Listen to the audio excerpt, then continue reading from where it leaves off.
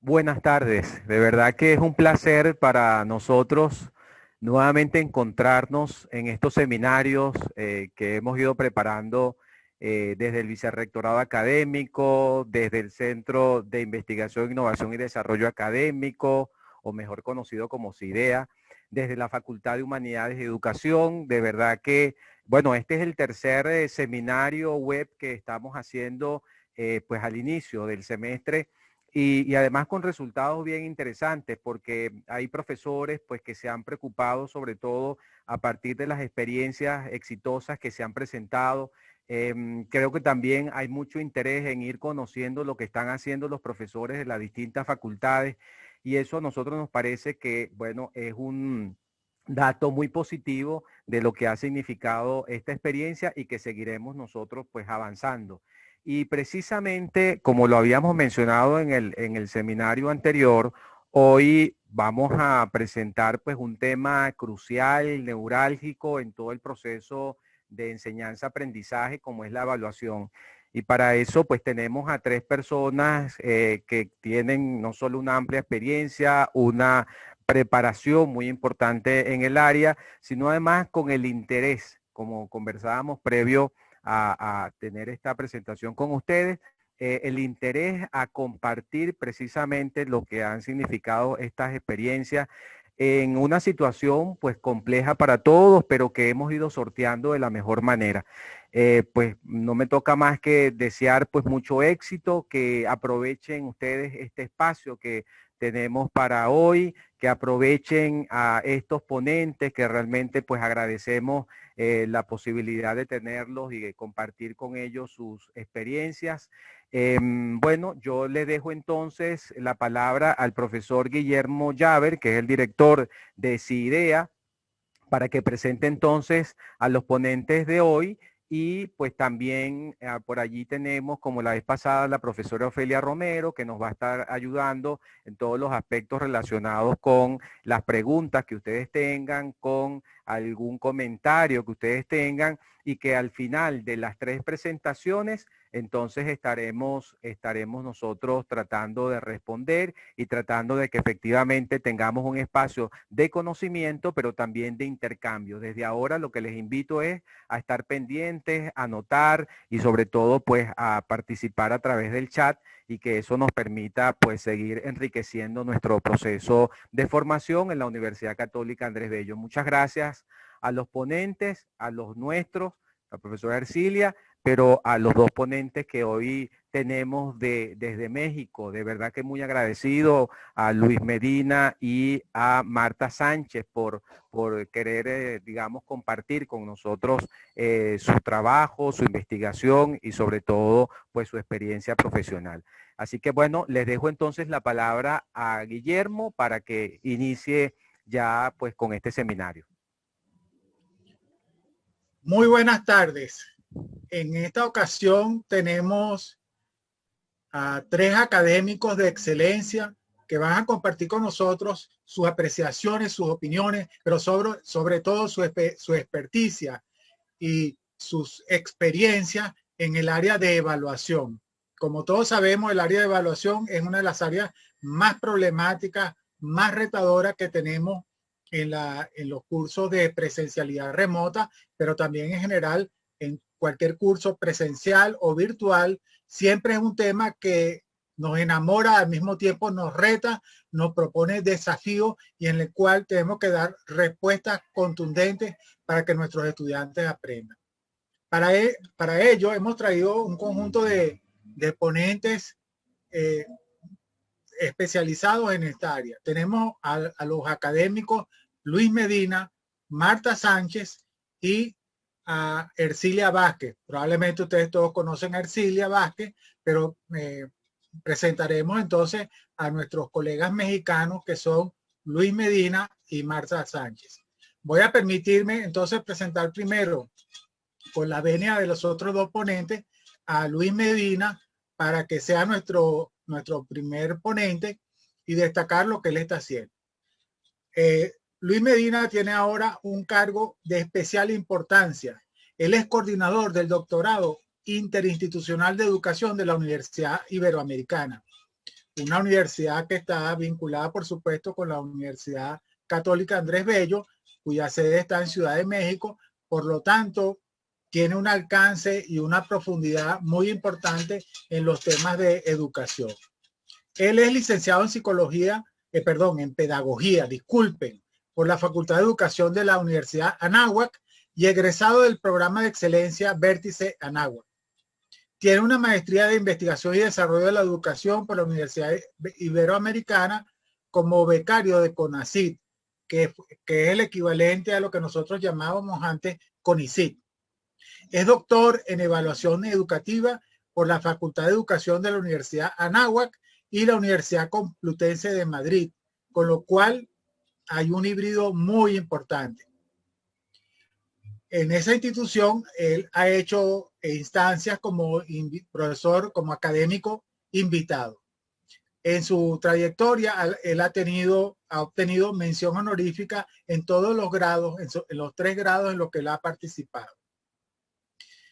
Ahora, en este momento, se desempeña como académico de tiempo completo y coordinador, entonces, como ya les dije, del doctorado interinstitucional de educación de la Universidad Iberoamericana, y es miembro del Sistema Nacional de Investigadores, que es el equivalente a lo que nosotros hemos tenido como el Sistema de Promoción del Investigador o del PPI.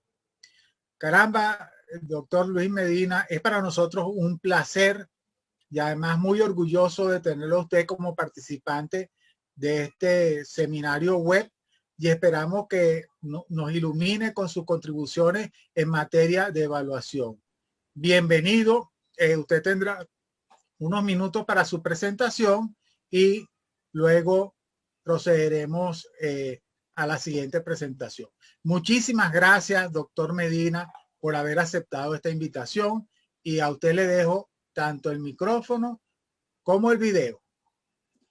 Perfecto. Pues primero que nada, la verdad es que muchísimas gracias por la invitación.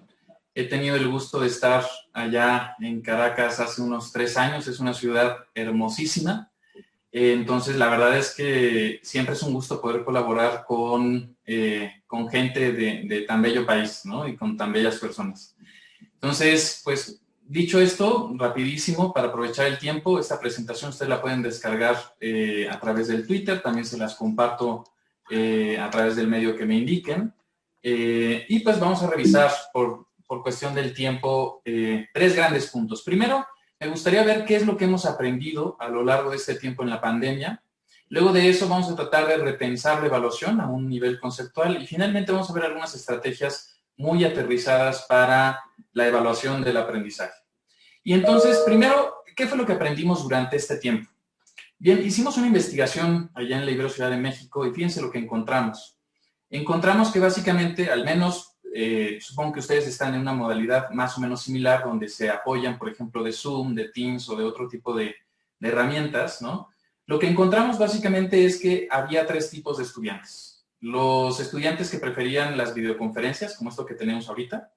Los estudiantes que preferían, les decimos, activos de aplicación. Es decir, aquellos estudiantes que les gustaba proyectos, ¿no? Manos a la obra. Y finalmente, aquellos estudiantes que eran activos de razonamiento, que les gustaba toda esta parte como de seminario y de diálogo. Curiosamente, lo que encontramos fue que 6 de cada 10 de los estudiantes eran videoconferencistas, ¿no? Lo que les gustaba, lo que les gusta tal cual, es que el profe se la pasa hablando, como yo en este momento, ¿no? Entonces, fíjense por qué muestro esto, porque cuando les preguntamos a estos estudiantes, oye, ¿me podrías indicar, por favor, qué tanto considera que has aprendido en este tiempo de la virtualidad, del trabajo a distancia? Fíjense que lo que hacía la diferencia en el trabajo de la virtualidad no era como tal el tipo de didáctica que utilizaban los estudiantes, es decir, no era si eran videoconferencistas o si eran más bien de aplicación o si eran de seminario, por ejemplo, ¿no? Lo que hacía la gran diferencia entre estos 2 tipos de estudiantes era la claridad percibida por parte del docente, la claridad entendida en muchos niveles, ¿no? Primero, desde simplemente saber cuáles eran los objetivos que se perseguían en la materia, pasando a, obviamente, cuáles son las formas de evaluación, pero también pasando por algo que era muy importante para los estudiantes, que era la retroalimentación que brindaban los docentes sobre su trabajo, no la calificación, la retroalimentación que brindaban sobre sus desempeños. Eso es lo que hacía la diferencia, más allá del tipo de didáctica o de si utilizábamos 70 herramientas electrónicas o quién sabe cuántas cosas. Entonces, si con eso no los he convencido que la parte de evaluación es importante, ¿no? Sí me gustaría, refrendar que al menos en la investigación, por ejemplo, este es un metaanálisis que hace un cuate que es muy bueno, australiano, John Hattie. Lo que hace este cuate es encontrar que de las cosas que pueden hacer la diferencia al momento de dar clases, prácticamente de las primeras 10, 4 o 5 son relativas a cuestiones de evaluación. Es decir, la evaluación parece que tiene un componente muy importante cuando nosotros estamos tratando de lograr que los alumnos aprendan.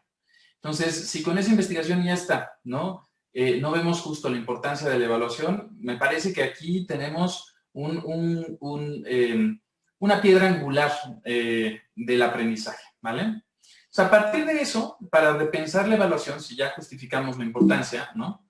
Sí me gustaría decirles que las principales dificultades que hemos encontrado en esta investigación y en otra que estamos realizando, tenemos más de casi 150,000 participaciones a nivel nacional e inclusive tenemos algunas de su universidad que están participando también. Hemos visto que las principales dificultades en cuestión general de este tipo de pandemia pueden ser dos. La primera es la parte socioafectiva. Parece ser que ese sí es el punto como coyuntural que ahorita estamos viviendo, la parte de cómo nos encontramos como docentes, como estudiantes. Pero la segunda, y en cuestión de didáctica, es la parte de evaluación. Y en particular en la parte de evaluación, lo que se reporta como puntos importantes es la dificultad de lograr una buena comunicación y claridad, la complejidad de la nueva normalidad que estamos viviendo y los medios que utilizamos, la saturación de trabajos y tareas que están recibiendo los estudiantes o que ellos perciben que estamos saturándolos, y el tipo también a veces que abusamos en contraposición o antitético a esta postura donde puros proyectos y demás, la otra postura es puras metodologías directivas o frontales como esto que estamos haciendo. No hemos logrado encontrar un equilibrio. Entonces aquí las preguntas que surgen es, ¿realmente aprenden? ¿No? ¿Qué hago bien y mal en mi docencia? ¿Cómo puedo apoyarlos? ¿En qué deben mejorar? ¿Se encuentran bien? ¿No? Entonces, para iniciar justo con este debate, me gustaría decirles de este tuitero que me gusta seguir, que se llama Harvey Evalúa, que nos dice que básicamente en la evaluación hay 5 prejuicios. No sé si ustedes ahorita que los lean vayan a tener algún tipo de correlato con ellos, ¿no? Pero bueno, vamos a leerlos. Primero dice Harvey que lo primero es que es al final, ¿no? Un primer prejuicio es que se realiza al final de la evaluación. Uno segundo es que es en un tiempo específico. Es estrictamente individual. Eso es interesante porque generalmente las evaluaciones, el sistema de reporte de calificaciones, pues es de individuos, ¿no? Se realiza a través de pruebas escritas y el resultado final de la evaluación tiene que ser irremediablemente una calificación o una nota, ¿ok? Estos son los 5 prejuicios que dice Harvey. Entonces, para pensar la evaluación, a mí sí me gustaría plantearles que no solamente hay que repensar la evaluación. Para repensar la evaluación, el punto de partida es repensar la planeación. Y en ese sentido, esto es lo que generalmente nos enseñan, ¿no? En nuestros cursos de capacitación o en la facultad de pedagogía o en cualquiera, ¿no? Nos dicen, lo primero que hay que hacer es planear, luego ejecutar y luego evaluar. A esto se le llama el proceso de transposición didáctica, el orden en que tú ordenas las cosas, ¿no? Entonces, la sugerencia, ¿no? Con lo que hemos visto en investigación es más bien cambiar el orden de esta estructura. Empezar primero definiendo cómo voy a evaluar a los estudiantes, definiendo evidencias que sean representativas del aprendizaje de los estudiantes. Si yo lo defino, ahí hago 2 cosas. Elimino lo que sobra, digamos, en una evaluación forzosamente tengo que discriminar qué es lo importante y lo imprescindible que aprendan, pero también cómo se va a operacionalizar, ¿no? Entonces, si ustedes articulan cómo van a dar la clase a cómo los van a evaluar, cambiando esa lógica, eso permite fundamentar y articular de manera más sólida tanto la manera en que ustedes evalúan como la manera en que ustedes planean. Un segundo punto que hay que considerar es que las maneras en que hacemos evaluación se refieren irremediablemente a nuestras ideas de por qué queremos hacer evaluación.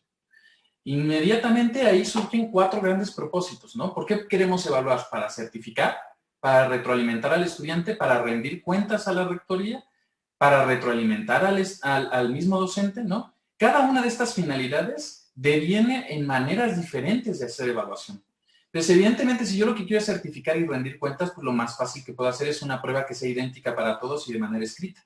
Esa es perfecto para esos fines, ¿no? E inclusive en cuestiones de justicia podríamos decir, bueno, no necesariamente todos tienen la misma oportunidad, pero esto es como lo más objetivo y estandarizado que existe, ¿no? Otra noción también que sería interesante explorar, que obviamente por tiempo no vamos a poder, ¿no? Es esta migración del lenguaje sobre la evaluación. Al día de hoy estamos dejando de hablar de la evaluación del aprendizaje, que eso refiere a una evaluación sumativa al final, para empezar a hablar de una evaluación para el aprendizaje, ¿no? Si yo evalúo al final, esa evaluación en realidad no tiene ningún sentido para el aprendizaje, simplemente estoy evaluando el aprendizaje, pero no voy a poder hacer nada para él. De tal suerte que la evaluación para el aprendizaje nos habla de una evaluación más bien durante, que nos dé información para hacer cambios en nuestra docencia. Y una tercera corriente de evaluación que está empezando a surgir es la evaluación como aprendizaje, donde la evaluación se busca amalgamar con la didáctica e inclusive invisibilizar. Es decir, que todo momento de la clase sea un perfecto pretexto para hacer evaluaciones. Imagínense eso. Entonces ya aterrizando, y con eso vamos cerrando, algunas estrategias específicas que podemos utilizar para la evaluación. Hay muchísimo, ¿no?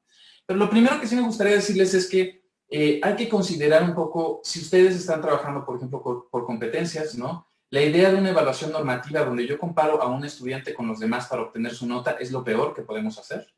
La idea sería más bien definir básicos indispensables o en otro tipo de disciplinas como arte, deportes, la idea sería más bien una evaluación ideográfica donde yo comparo al estudiante contra sí mismo. Contra el cual nosotros utilizamos o vamos a hacer una evaluación, eso es importante considerar. Si su idea es esta de seguir perfeccionando la parte de justicia y de certificación, cada vez menos se va viendo como algo importante. De hecho, toda la literatura nos dice que lo menos importante en realidad es la calificación, ¿no? En términos de lo evaluativo. Pues las alternativas que ustedes tienen, si quieren mejorar la manera en que se dan notas, es integrar más evidencia de manera continua, pero que sea diversa. Si yo solamente evalúo, por ejemplo, con exámenes o con test, voy a tener una parte del aprendizaje del estudiante. O si todo es proyectos, también voy a tener una parte del aprendizaje. Entonces, lo que tengo que hacer como docente es la capacidad de buscar diferentes alternativas, ¿vale? Que me permitan a mí investigar y indagar cuál es el rendimiento del estudiante. Un punto también importante es, si ustedes utilizan rúbricas, ya déjense de las rúbricas sintéticas y analíticas. Busquen rúbricas de un punto. Por tiempo no me da tiempo de explicárselas, pero busquen qué es una rúbrica de un punto. Les permite tanto una retroalimentación cuantitativa como cualitativa. Es poderosísima este tipo de rúbricas. Y algunas otras estrategias, ¿no? Es que me parece que sobre todo en este periodo, ¿no? La esencia de la evaluación, por favor, no es llevar al estudiante a la deserción. Ahorita lo que estamos viendo, al menos en México está pasando, es que tenemos un problema muy grande de deserción. Los estudiantes están dejando de continuar con sus estudios. Entonces, si un proceso evaluativo deviene en la deserción, hay que tener mucho cuidado con eso. Sí definir básicos indispensables que debe de saber un médico, un abogado, ¿no? Pero intentar que esa definición de básicos no lleve a la deserción a nuestros estudiantes. Y aquí es la parte más importante que sí, de todo esto de toda esta verborrea que les he comentado, que les comparto ahí en Twitter, me gustaría que se llevaran algo, es la idea de retroalimentación. La retroalimentación es el factor más importante de la evaluación. Y lo triste es que la palabra retroalimentación es terriblemente desafortunada, porque la palabra retroalimentar me habla del pasado, retro. En realidad esta palabra tendremos que pensarla más como una retrofuturoalimentación. De tal suerte que ustedes cada vez que hagan algún tipo de retroalimentación, piensen siempre que debe de tener sí un qué hizo el estudiante, qué hizo bien, en qué puede mejorar, pero le tienen ustedes, o una de las cosas que hemos visto en investigación, es que le tienen ustedes que decir al estudiante qué es lo que puede hacer para mejorar. Eso es una cosa fundamental. Y para eso yo les recomiendo este libro de Mark Barnes, que se llama Evaluación 3.0. Es buenísimo, se lo recomiendo, que tiene un modelo que se llama SE2R para retroalimentar, ahí se los dejo igual, que es buenísimo. Y con eso nunca se nos va a olvidar cómo retroalimentar a los estudiantes. Agregar otro tipo de estrategias, por ejemplo, como del ladder of feedback. La parte de la coevaluación es terriblemente importante. Yo lo utilizo todo el tiempo porque me es imposible retroalimentar todo. Yo como docente retroalimento 1 de cada 5 evidencias, pero aquella que es la más importante. Y para lo demás, lo que hago es habilitar la coevaluación. Le pido a los estudiantes, les doy ejemplos de trabajos y a partir de los ejemplos de trabajo les pido que retroalimenten a sus compañeros. Y después lo cotejan contra la manera en que yo los estoy retroalimentando, con base en los estándares o los criterios de evaluación. De tal suerte que eso les da una visión muy interesante. Tenemos que formar a los estudiantes también en este proceso de evaluación, de coevaluación, si queremos también bajar nuestra chamba, nuestro trabajo, ¿no? Porque es muy pesado hacer un proceso de retroalimentación cualitativa. Y finalmente, ¿qué tipos de recursos ustedes pueden tener? Cuando estén pensando en esta virtualidad, una recomendación es tener recursos unificados en la facultad o en sus lugares de trabajo. Eso confunde mucho al estudiante cuando tenemos diferentes tipos de recursos. Pero básicamente en cuestiones de evaluación piensen que deben de tener recursos sobre la gestión, sobre la calificación, sobre la retroalimentación y sobre la generación de evidencias. Entonces, aquí hay un ejemplo de algunos de los recursos que algunos son gratuitos que se pueden utilizar, por ejemplo, de gestión y calificación Google Classroom. De calificación y retroalimentación, pues tienen, por ejemplo, Aditio, que es muy bueno, o Kahoot, por ejemplo, o Rubistar. Y para generación de evidencias, pues tienen Google Drive, o por ejemplo, Flipgrid. Flipgrid, que es buenísimo para las cuestiones de reflexión, ¿no? Yo lo que les sugiero aquí es consistencia, seleccionen como colegio de profesores algunas y no den por hecho que los estudiantes van a saber usarlas. Dediquen una sesión para que los estudiantes puedan utilizarlas. Y ya con esto cierro, que me gustaría decirles que son las 7 ideas claves para la evaluación, que salió hace un tiempo en este texto de la SSD que se llama Educational Leadership, que es 1, la evaluación es informar cómo vamos llegando a una meta. Consideren eso. 2, si el error se aprecia, se va a utilizar la evaluación para el aprendizaje. Si yo tengo miedo de equivocarme, jamás la evaluación la voy a usar para aprender. ¿Para qué la voy a usar? Para tratar de evitar mi error. 3, la retroalimentación de un estudiante a un profesor es más poderosa que la de un profesor a un estudiante. Lo que podemos aprender de la retro de los alumnos a nosotros es mucho más poderoso para el efecto del aprendizaje que nosotros la retro que le podemos dar a ellos. Si damos retroalimentación junto con una calificación, los estudiantes no van a leer la retroalimentación. Una estrategia es, den la retroalimentación, ya lo vimos, ¿qué van a hacer para mejorar? Y una vez que se defina eso, ahora sí, esta es la nota, esta es la calificación. No al revés. Si no, de verdad, no ponen atención a la parte de la retroalimentación. Siguiente, la evaluación que sirve sucede cuando todavía hay tiempo para hacer cambios. Si la evaluación se realiza al final, ya no hay tiempo para hacer cambios. Esa evaluación simplemente es para decir, esta es tu nota final. Si ustedes quieren hacer cambios, la evaluación tiene que ser durante. 6, la mayor cantidad de retroalimentación viene de los pares, de los alumnos, de los compañeros, y mucha es incorrecta. Así que si ustedes no prestan orejitas o no ponen atención a lo que está sucediendo en su salón de clases, ahí puede haber algún tipo de dificultad. Y finalmente, 7 es, si los estudiantes no tienen claridad de qué van a aprender, no saben cuál es el objetivo o el propósito de aprendizaje, la competencia, como quieran llamarle, la evaluación simplemente es seguir instrucciones. ¿Cuántos proyectos no ha sido? Este proyecto es hacer una campaña de publicidad, ¿no? No es el propósito que está por detrás, ¿no? Entonces, es muy importante que el estudiante con sus propias palabras pueda decir cuáles son los objetivos, los propósitos de aprendizaje. Bien, pues de manera muy general, esta es la presentación que quería compartirles. Con mucho gusto se las paso por ahí a través del Twitter. Muchas gracias. Creo que lo hice justo en 20 minutos.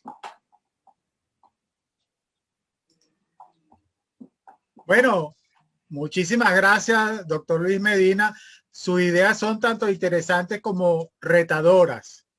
El doctor Medina dice que en lugar de empezar con la planificación, ¿por qué no comenzamos con los resultados del aprendizaje? Es decir, ¿por qué no comenzamos qué es lo que queremos que los estudiantes obtengan, pero cómo vamos a evaluar con lo que los estudiantes obtengan?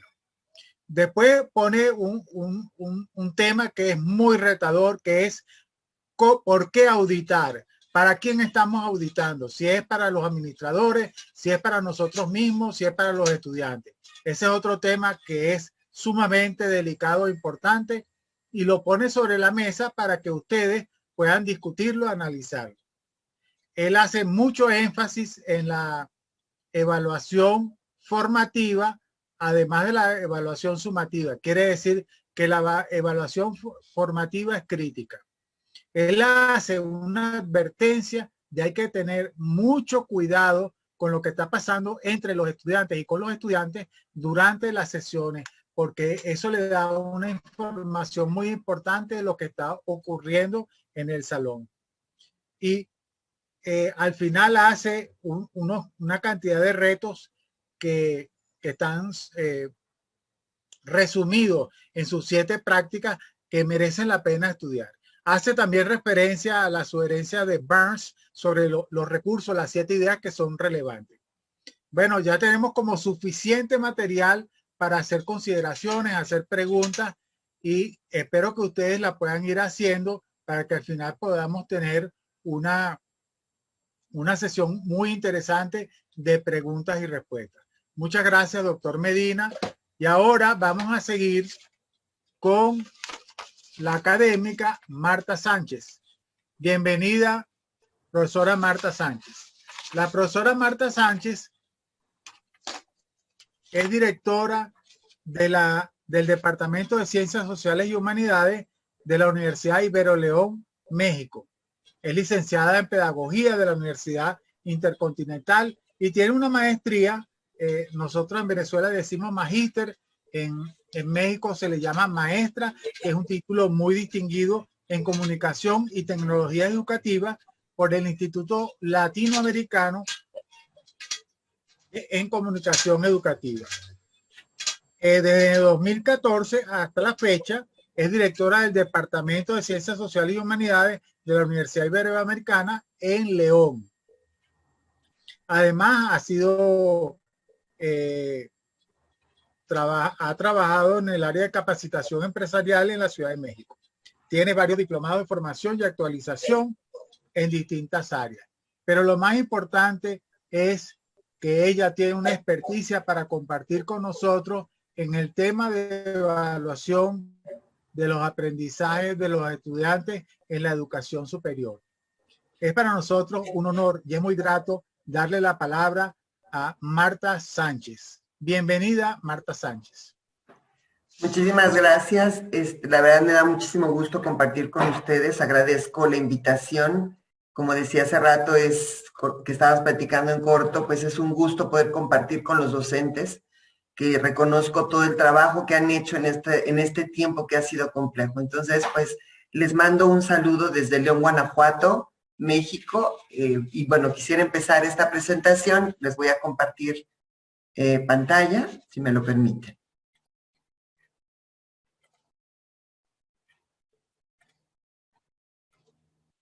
¿Sí se ve bien?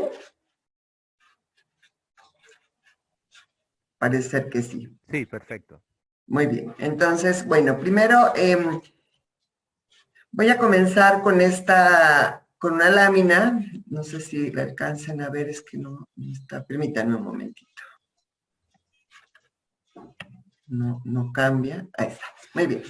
Bueno, primero comenzar con estas preguntas que seguramente ustedes se hicieron al inicio de toda esta contingencia.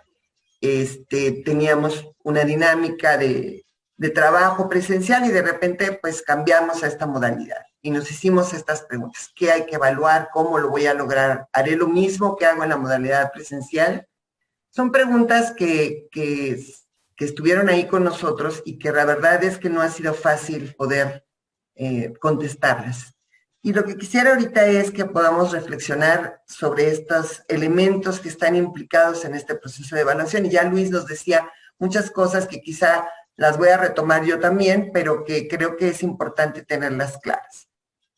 La presentación tiene la intención de compartirse en estos puntos. Permítanme un segundo, no sé qué está pasando. Ahí está. Voy a hablar de 4 puntos principales. Lo que se modifica con esta modalidad, o sea, algunos conceptos, perdón, lo que no se modifica con esta modalidad, algunos conceptos y prácticas que no cambian. Lo que sí se modifica, que son algunas prácticas y condiciones que se han modificado en este proceso, las estrategias o ideas y sugerencias para implementar, algunas de ellas, porque como Luis lo decía, hay muchísimas cosas que podemos implementar en estos procesos y algunas herramientas. Entonces vamos comenzando. Primero, me parece importante recordar algunas cosas que son son centrales en el proceso de evaluación. Y uno es lo más obvio, ¿qué significa evaluar? Y significa valorar el aprendizaje y la enseñanza como tal. Y como decía Luis hace rato, pues no solamente se evalúa o se hace una valoración del aprendizaje, sino también de todo lo que nosotros hacemos como profesores y lo que produce. Por ahí alguien decía que cuando queremos analizar nuestra práctica docente, tenemos que pensar en dos cosas. Es qué hacemos, cómo lo hacemos y qué produce lo que hacemos. Entonces, la evaluación significa esta valoración. Punto número 2. Normalmente, y es lo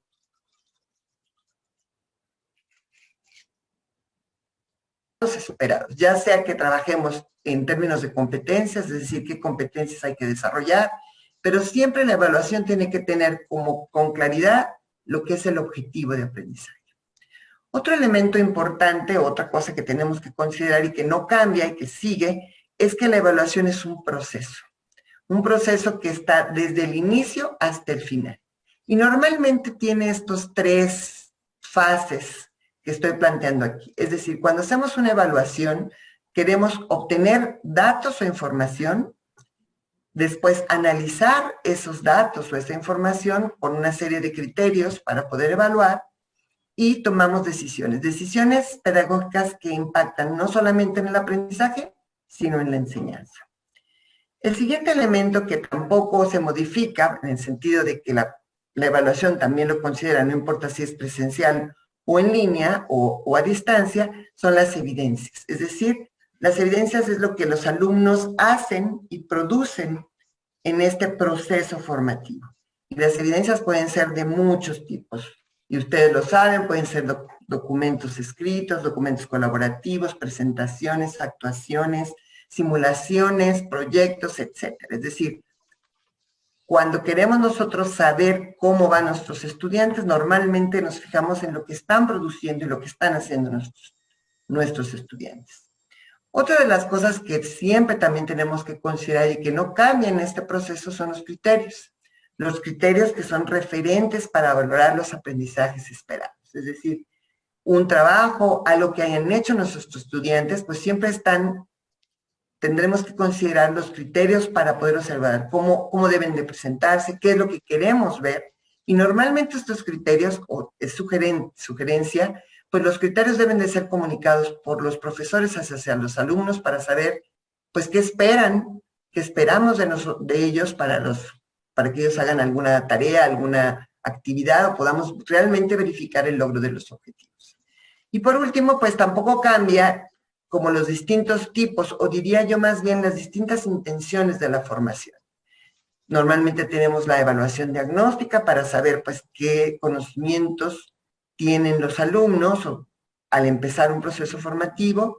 La evaluación formativa, que es la que ya habló Luis, que es muy, muy importante, es decir, todo este proceso que seguimos para poder saber cómo van nuestros estudiantes a lo largo del semestre o a lo largo de un año, dependiendo de cómo se construyan los procesos o los momentos de aprendizaje, y la evaluación sumativa, que nos va a dar, al final de cuentas, una valoración final del proceso. Entonces, esto es, digamos, como ciertos conceptos o ciertas ideas que en realidad no se modifican con la virtualidad.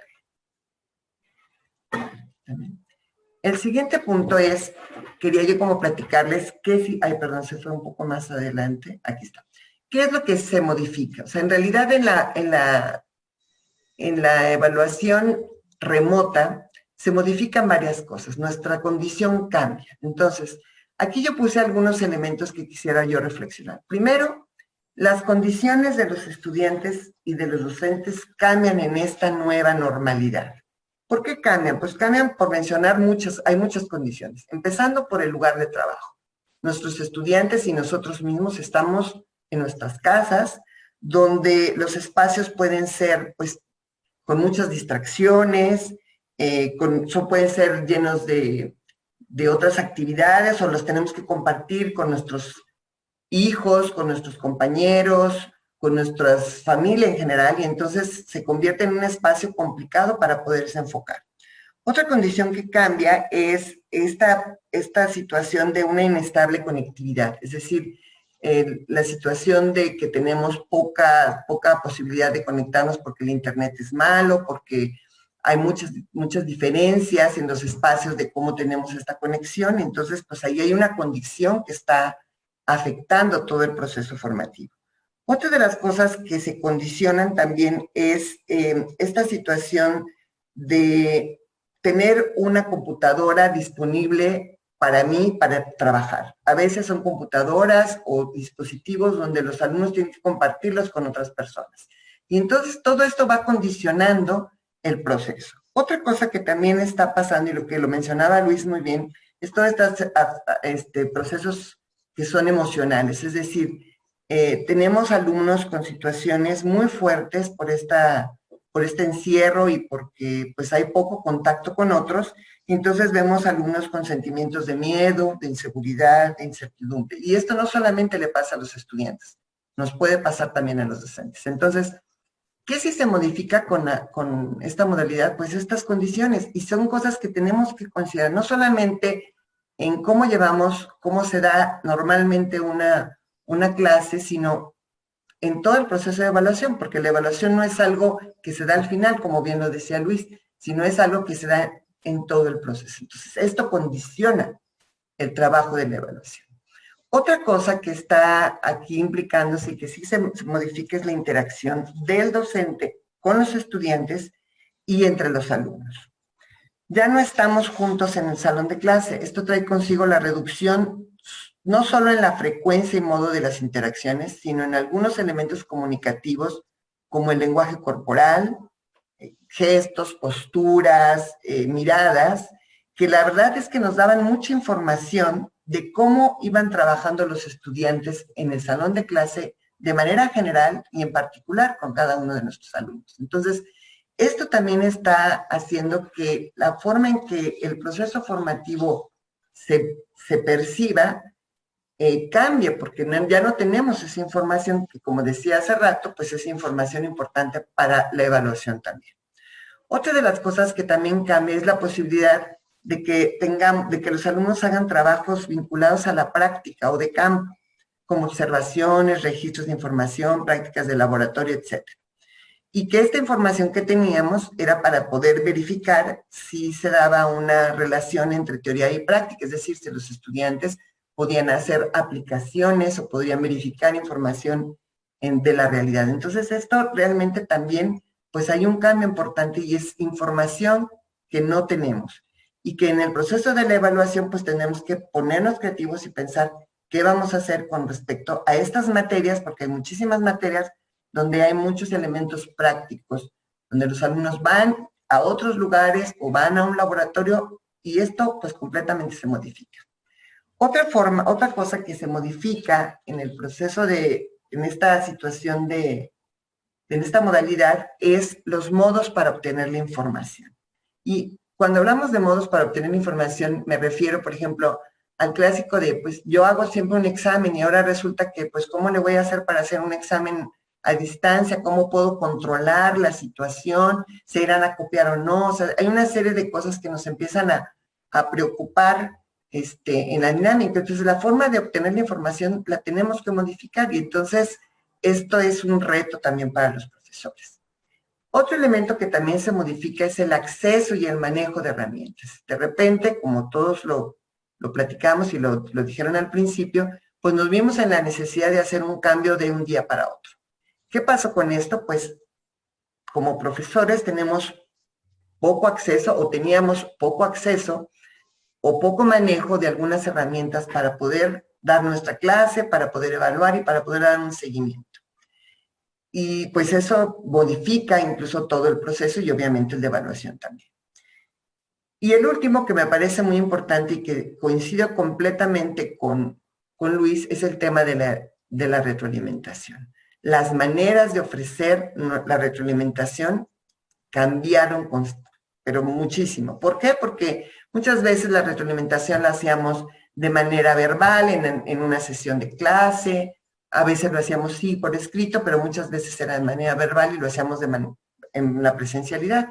y esto ya no es posible ahora. Entonces, esto también cambia la dinámica de cómo se vive el proceso de aprendizaje y cómo se vive, por supuesto, la evaluación. Para poder entonces analizar un poco estos elementos de cómo se modifica, qué es lo que se modifica, yo estuve planteando algunas estrategias que quisiera compartir con ustedes. La primera de ellas es poder decir cuáles son los trabajos o producciones más relevantes. Y aquí lo hablo como priorizar, y un poco lo dijo Luis. Priorizar los trabajos o producciones que solicitamos a los estudiantes y los momentos para hacerlos.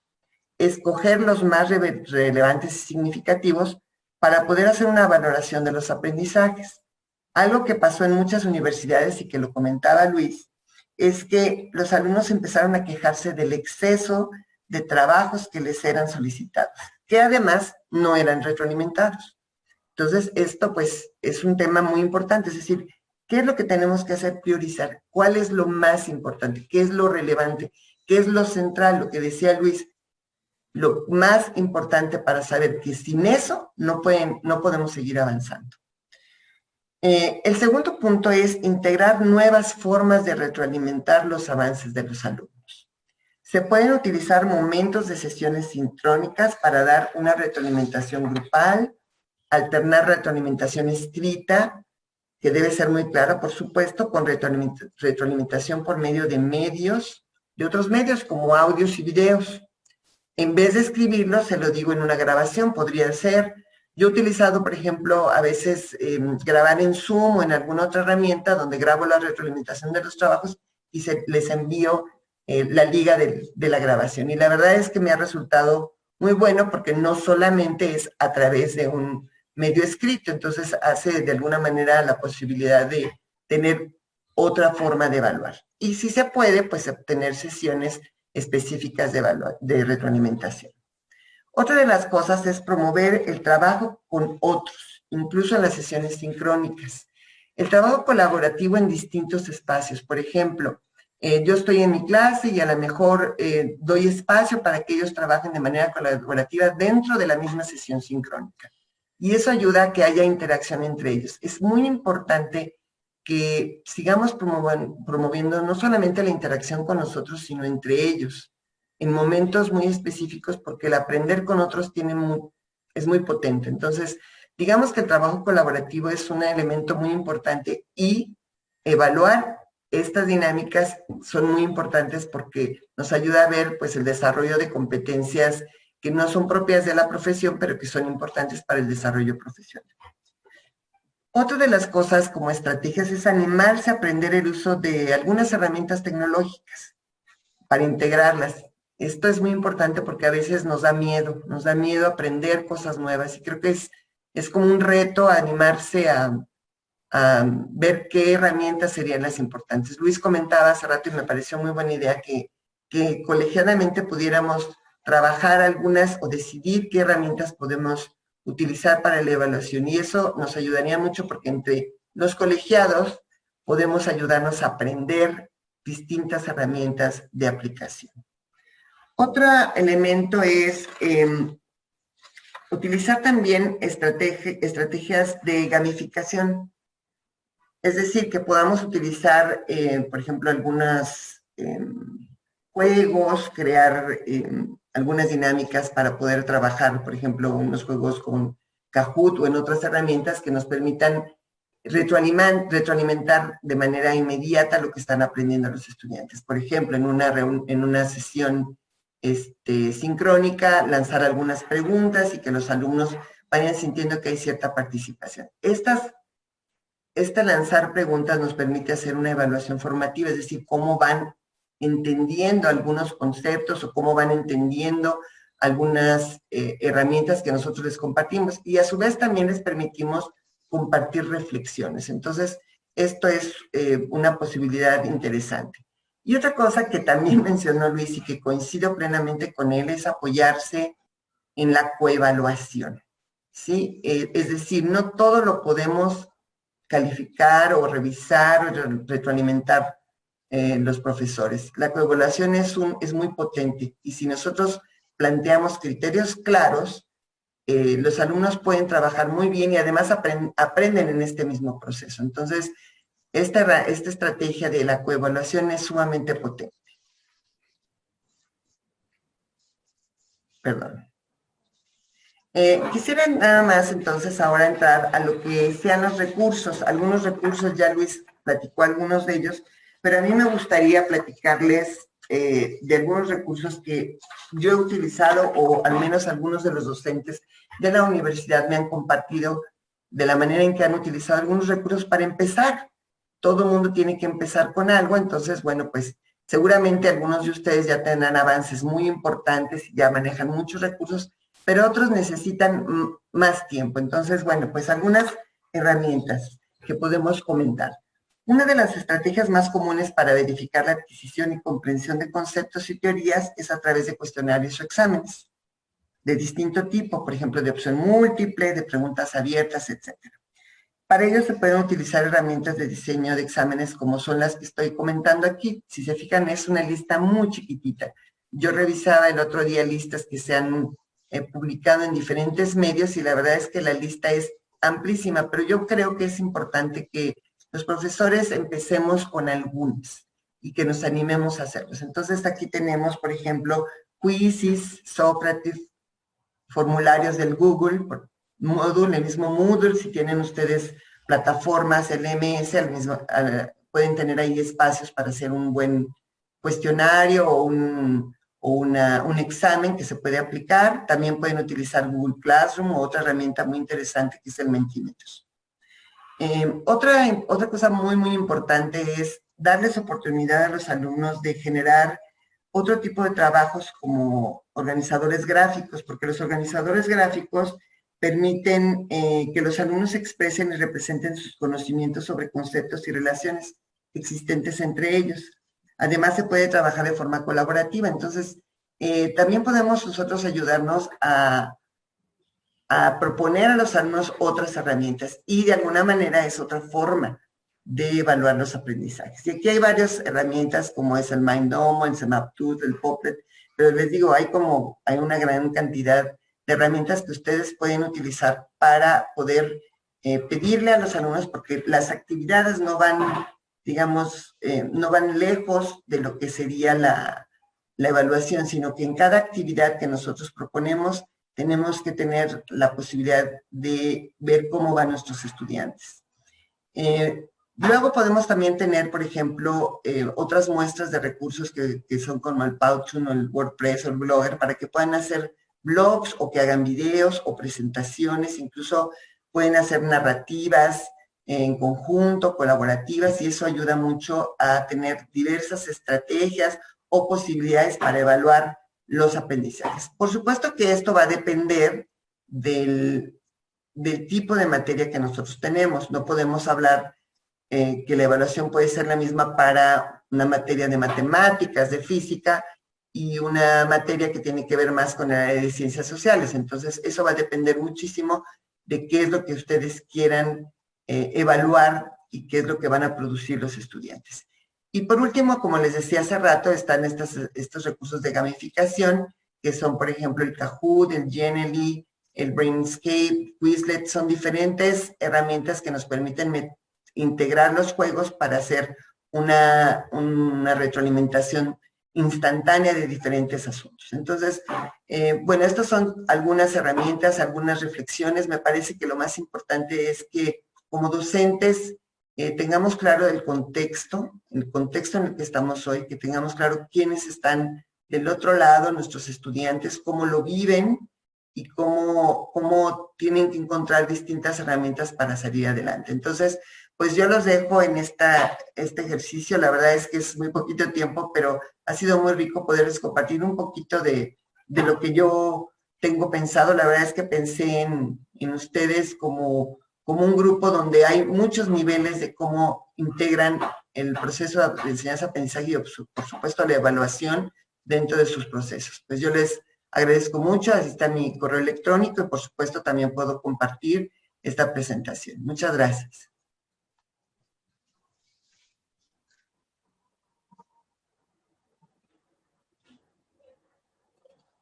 Bueno,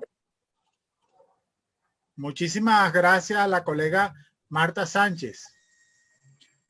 Oye, ciertamente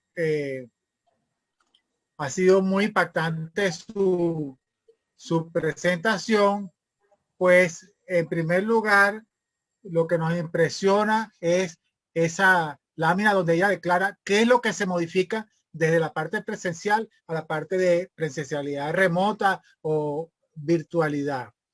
Ella ha descrito de una forma descriptiva, precisa, lo que está ocurriendo con la relación entre los profesores y los estudiantes en esta nueva modalidad.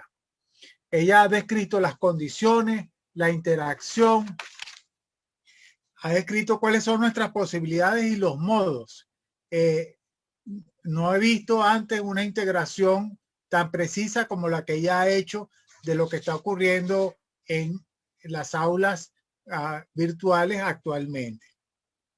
Y luego está documentando una nueva realidad que implica cuáles son las estrategias que nosotros podemos utilizar y ha detallado una serie de alternativas que nosotros podemos utilizar.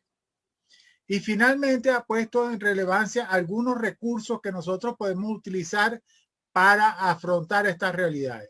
Yo estoy seguro que muchos de nuestros profesores ya han probado algunas de ellas, pero tendrán ciertas dudas, ciertas inquietudes, ciertos comentarios sobre eso, y seguramente nuestra colega de México estará muy dispuesta a responder las preguntas, porque como siempre estamos dispuestos, la información de retorno es lo más importante, así sea entre profesores y estudiantes, o entre estudiantes o entre colegas, esta relación es muy importante.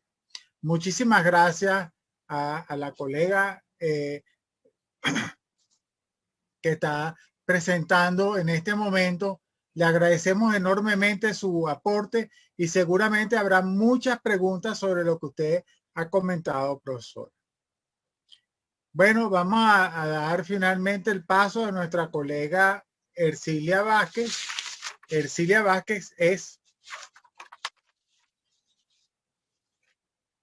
nuestra anfitriona en esta presentación, digamos, del patio, nuestra anfitriona de la Universidad Católica Andrés Bello. De más está decir que ella es investigadora del Centro de Investigación, Innovación y Desarrollo Académico de la UCAP, tiene una licenciatura en educación, una maestría y también un doctorado en la Universidad Católica Andrés Bello. Ella es especialista en el área de evaluación y ella seguramente tiene muchísimos comentarios que hacer sobre lo que está ocurriendo con el asunto de la evaluación en nuestra presencialidad remota. Ella va a integrar, va a proponer algunos aportes y va a integrar lo que se está haciendo en la UCAP para que los profesores y nuestros invitados puedan saber qué es lo que podemos hacer y cómo mejorar en lo que estamos haciendo en la Universidad Católica Andrés Bello. Y de más está decir que agradecemos una vez más la contribución de nuestros colegas de México. Por favor, doctora Ercilia, adelante, y el video y el micrófono son para usted.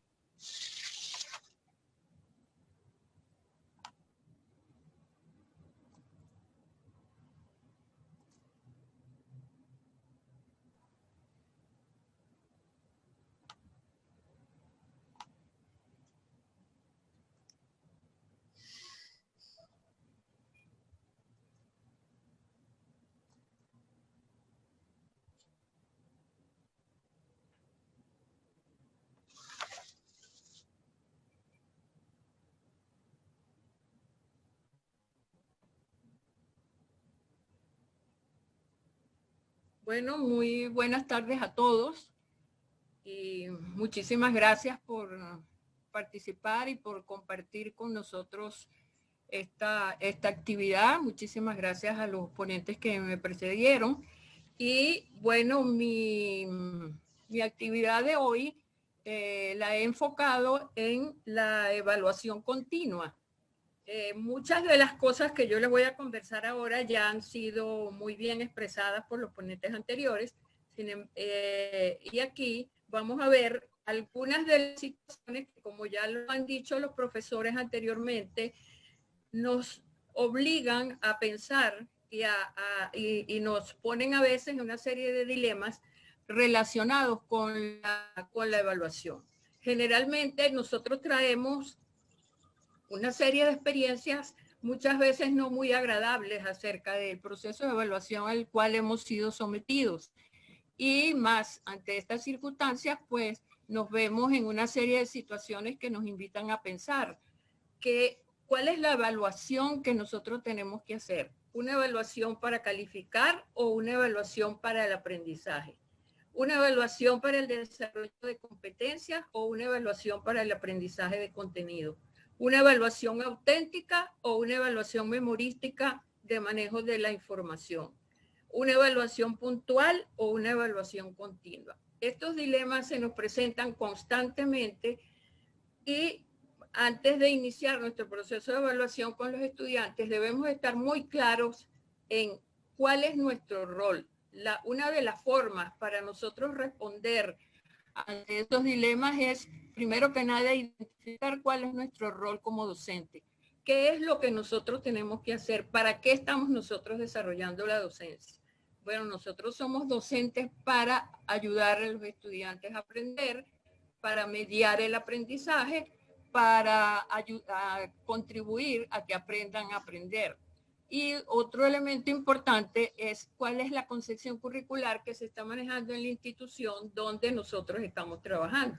En la UCAP, por ejemplo, la evaluación para el desarrollo de competencias es fundamental y nos implica una serie de competencias que nos exigen y que de acuerdo a sus características debemos promover en los estudiantes, como es la competencia de aprender a aprender y el desarrollo autónomo, las cuales son de gran importancia manejar, sobre todo en el aprendizaje virtual. En ese sentido, y de acuerdo a lo que han dicho los profesores, muy bien lo han dicho, la gran importancia que tiene la evaluación dentro del proceso educativo. Es uno de los elementos fundamentales, ya lo decía el profesor Medina, cuando empezamos, no empecemos por planificar, empezamos por la evaluación. Y es tan importante como dicen algunos autores. Dime cómo evalúas y te diré cómo aprenden. ¿Cómo aprenden a aprender tus alumnos? Dice Monereo. Dime cómo evalúas y te diré cómo enseñas. Es más, y lo llevan un poco más allá, donde dice, dime cómo evalúas y te diré qué sociedad están construyendo. Eso que expresan los diferentes especialistas, fundamentado sobre todo en su experiencia, es de gran importancia y nos hace repensar la evaluación y pensar muchas formas cómo debemos llevar a cabo la evaluación.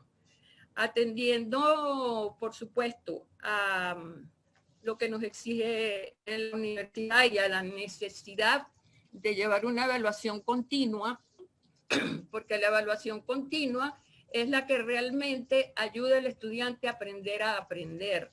Es una evaluación que debemos realizar para cumplir con esa competencia y cumplir realmente al mejoramiento del aprendizaje. Entonces surge la pregunta, ¿qué es la evaluación continua? Muchas veces en los talleres, cuando estamos trabajando con los profesores, nos preguntan, bueno, es que tengo que estar evaluando cada rato, es que tengo que estar haciendo un examen cada rato, es que tengo que estar haciendo una prueba. Nada que ver. La evaluación continua tiene muchos elementos de lo que nos han dicho anteriormente nuestros profesores.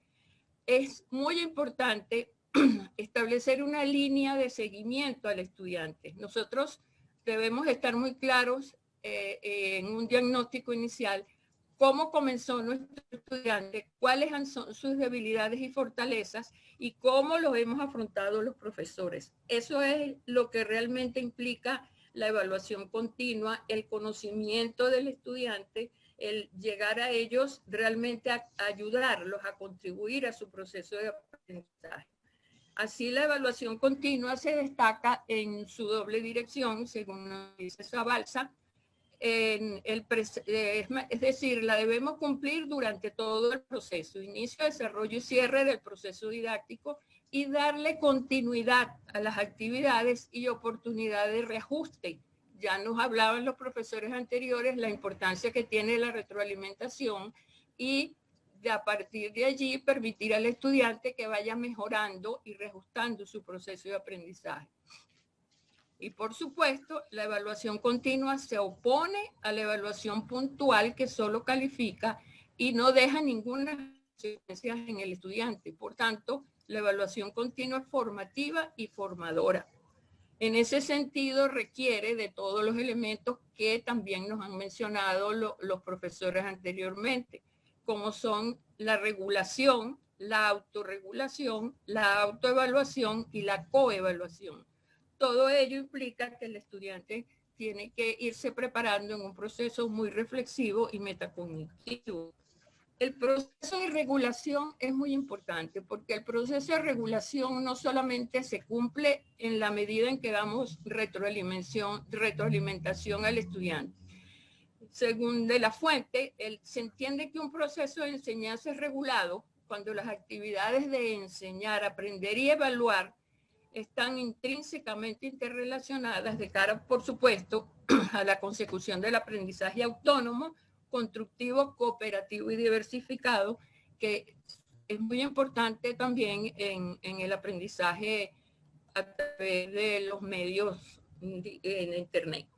Por supuesto, entonces la regulación de la enseñanza y del aprendizaje implica que nosotros tenemos que planificar y organizar muy bien nuestro proceso, cuál es el camino que vamos a seguir, cuál es el camino que vamos a llevar con los estudiantes, conocer a los estudiantes con un diagnóstico, darle la información clara, estructurar actividades de aprendizaje de tal manera que realmente fomenten la autorregulación y podamos dar esa retroalimentación constante, lo que implica que debemos tener muy claros los criterios de evaluación que vamos a utilizar.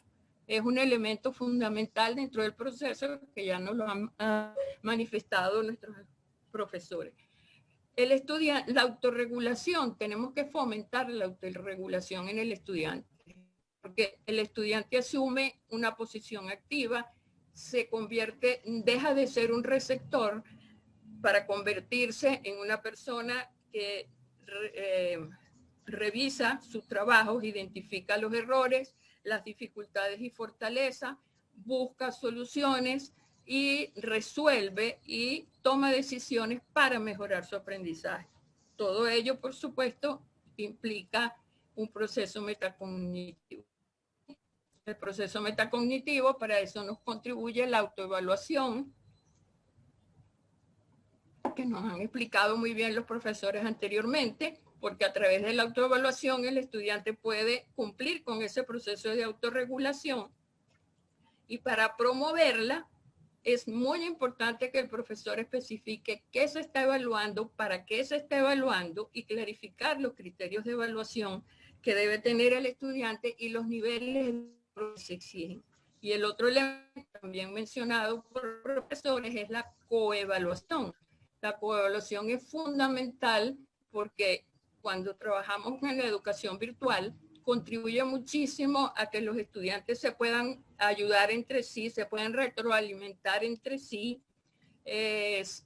tomen una actitud constructiva, trabajen cooperativamente y las recomendaciones son las mismas. Especificar qué se está evaluando y darles muchísima claridad en cuanto a los criterios de evaluación que van a utilizar y orientarlos en todo lo que implica ese proceso de mejoramiento y de ayuda que tienen que trabajar entre ellos. Entonces, esos son elementos básicos para llevar a cabo la evaluación continua. Ahora, experiencias que yo he tenido, le quiero expresar un poco las experiencias de la Cátedra de Evaluación de los Aprendizajes, que es mi cátedra de pregrado. Y a lo mejor, no sé, porque como la materia es evaluación, a lo mejor el proceso que llevo puede contribuir al mejoramiento de los estudiantes.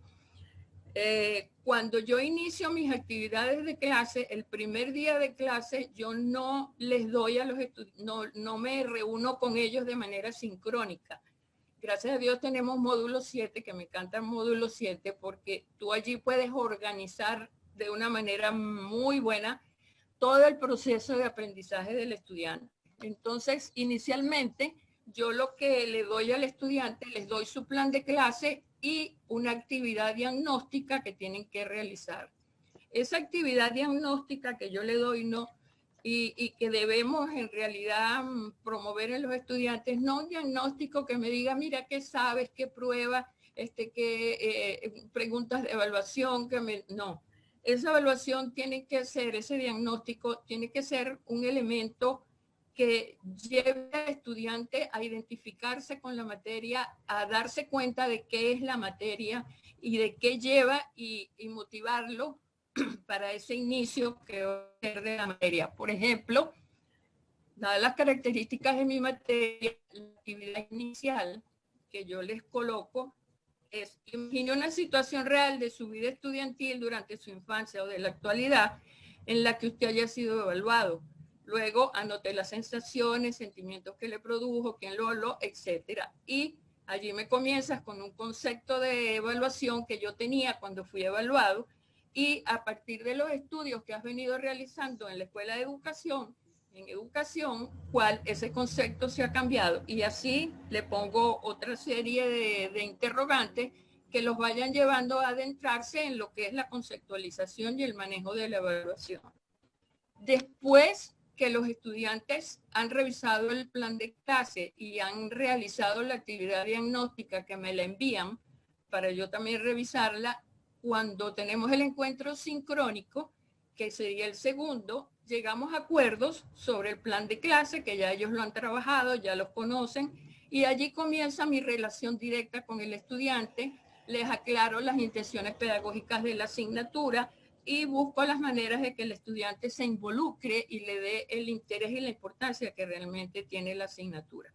Y allí también negociamos la evaluación. Allí discutimos cómo será el proceso de evaluación, si será, cuáles serán con calificación, serán sin calificación, pero insisto mucho en que la evaluación es continua. Y al hacer evaluación continua, no les voy a estar dando calificación todo el tiempo, sino que voy a hacer evaluación formativa, que es una de las evaluaciones también, como lo dijeron mis predecesores, que es una de las más importantes. Y después discutimos el resultado del diagnóstico y comenzamos ya a entrar en la materia. Los estudiantes muestran su acuerdo o desacuerdo con la evaluación, por supuesto, y se discute, se llega a acuerdo. La mediación pedagógica la voy llevando a través de actividades sincrónicas y asincrónicas, por supuesto. Las estrategias para el aprendizaje que utilizo son foros, estudio de casos, análisis de videos, aplicaciones prácticas, uso del método de proyecto, el trabajo colaborativo, resolución de problemas, conferencias, y para evaluación les pido un portafolio, llevan un portafolio, utilizo las rúbricas, escala de estimación, preguntas reflexivas, informes, simulaciones y por supuesto la autoevaluación y la coevaluación no pueden faltar. Yo les voy a presentar aquí 3 de las actividades que yo realizo con los estudiantes. Una de ellas es la que es el foro. El primer tema que ellos tienen que trabajar son las corrientes pedagógicas y la evaluación. Entonces, ¿qué hace el estudiante? Analizar los enfoques, su aplicación, los enfoques pedagógicos, su aplicación y la relación con la evaluación y asumir una posición crítica. Con las instrucciones, yo les doy las lecturas previas para que ellos las analicen. Después que han hecho las lecturas es cuando abro el foro y les presento un caso sencillo de una actividad que esté desarrollando un docente. Le establezco las reglas del foro. Además del caso, también les coloco una comiquita de Snoopy donde hay una crítica a la evaluación para que ellos eso se vayan analizando y se vayan motivando. Les doy las reglas del foro, los criterios y les doy la rúbrica de una vez. Les coloco la rúbrica en el foro y con las orientaciones de que ellos puedan leer y revisar esa rúbrica antes de hacer su participación en el foro para que se hagan una autoevaluación de lo que están haciendo y puedan revisar si cumple o no cumple con los criterios que se han establecido. ¿Cuál es mi participación en el foro? Bueno, mi participación en el foro es estimularlo moderar, ofrecer retroalimentación individual y colectiva también. Hago revisión, me hago el propósito de todos los días por lo menos leer entre 5 a 10 participaciones individuales, darles la retroalimentación necesaria y ellos pueden hacer las mejoras que consideren pertinentes de acuerdo a la retroalimentación que se le va dando individualmente, y así vamos siguiendo el foro.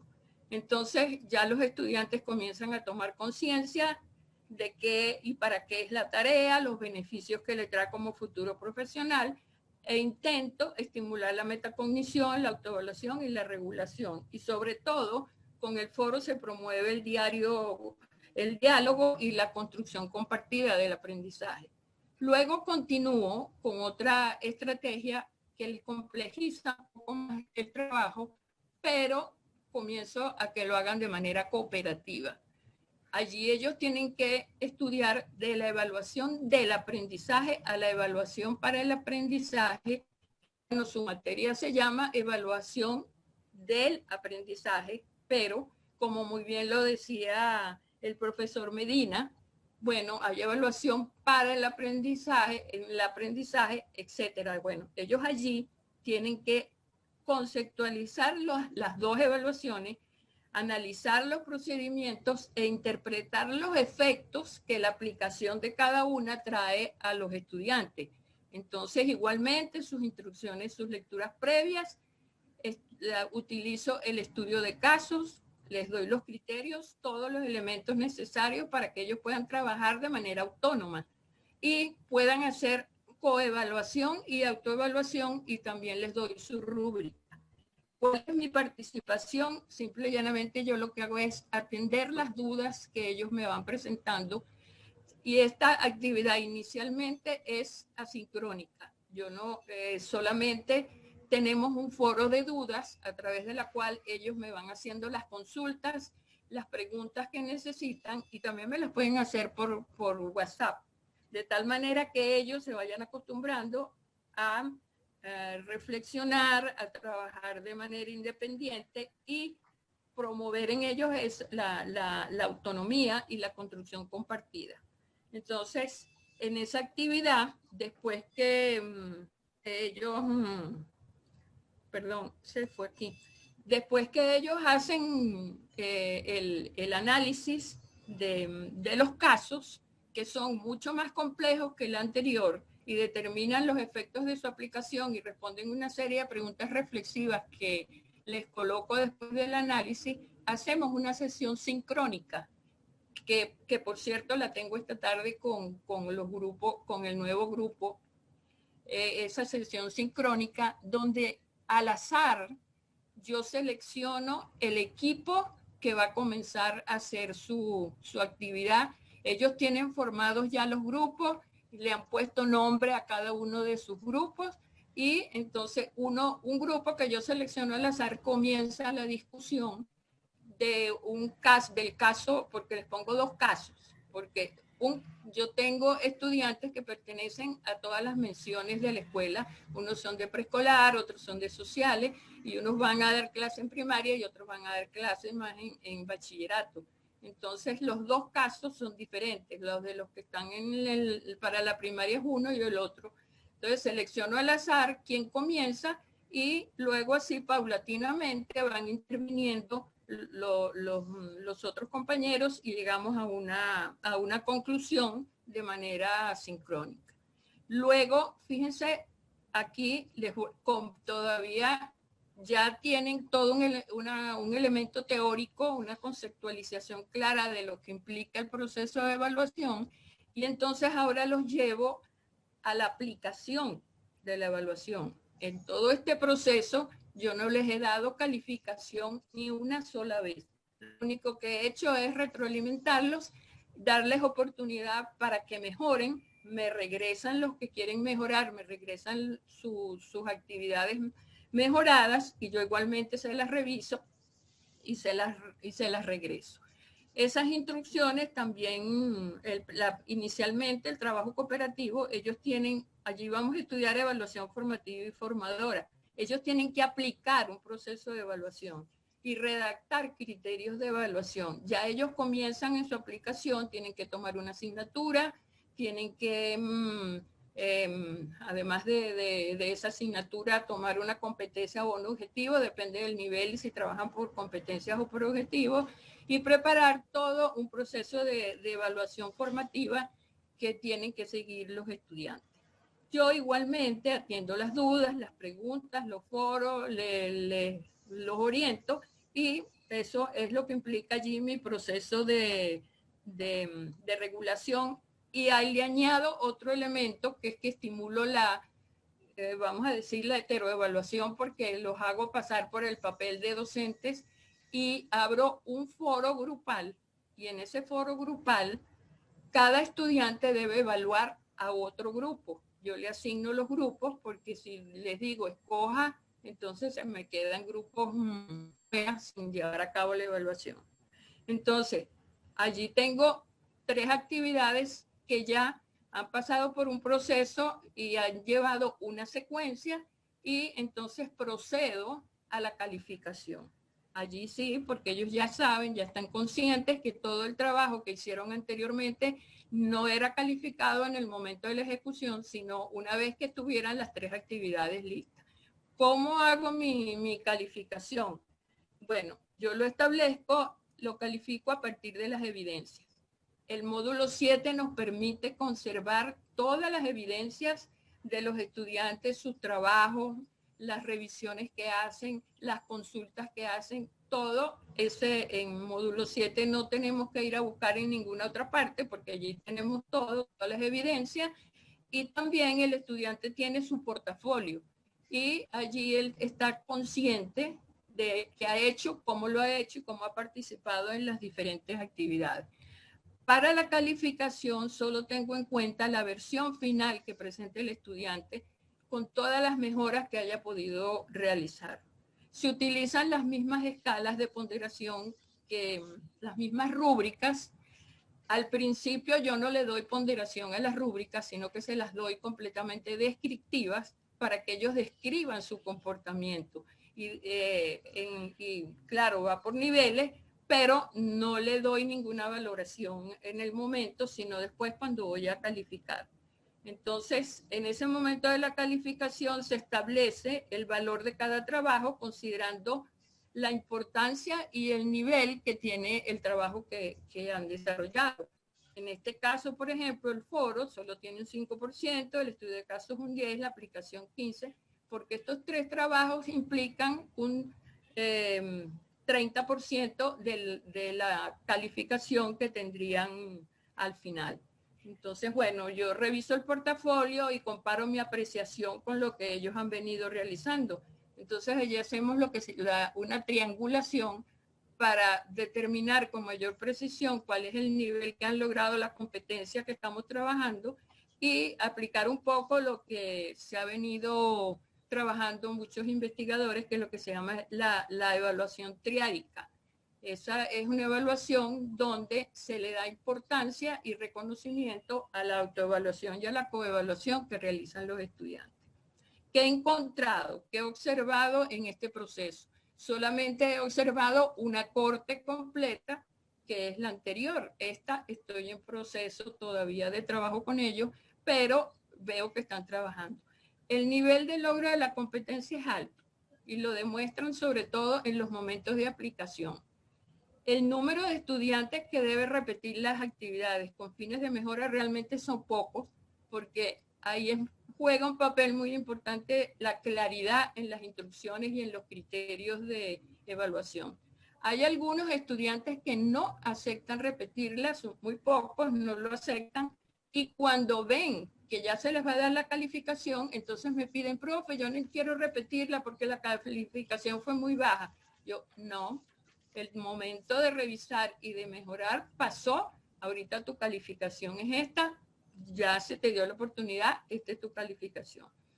Hay otro elemento, que es que el estudiante se va dando cuenta de que el aprendizaje es un proceso secuencial, y esto me lo corroboran mucho los testimonios de los propios estudiantes, porque lo dicen, profe, fue de lo simple a lo complejo, sí, van perdiendo el miedo a la coevaluación y a la autoevaluación, porque recuerden que tenemos esa idea de que si me hacen coevaluación, mi compañero me va a calificar mal. No, porque esta es una coevaluación reflexiva donde se trabaja en equipo, en grupo, para cumplir con una meta que está establecida. Y la autoevaluación tampoco es calificada, sino simplemente es la reflexión sobre su proceso de aprendizaje. El estudiante se va acostumbrando a prestarle atención a los criterios de evaluación. Al principio cuesta, pero después ellos se van acostumbrando y a utilizarlos para su beneficio.